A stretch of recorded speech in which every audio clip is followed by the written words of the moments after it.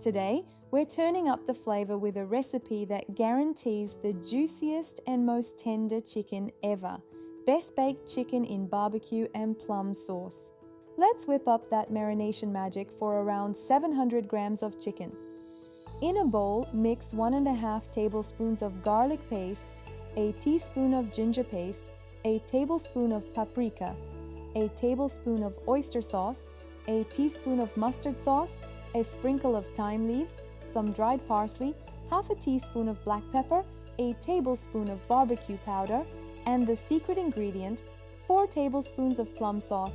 Mix it up into a flavor fiesta. Preheat that oven to a toasty 350 degrees. Take your chicken and generously coat both sides with that incredible marination. Bake for approximately 60 minutes. And there you have it. Our best baked chicken in barbecue and plum sauce is ready to be savored. Just look at that golden perfection and trust me, the taste matches the beauty.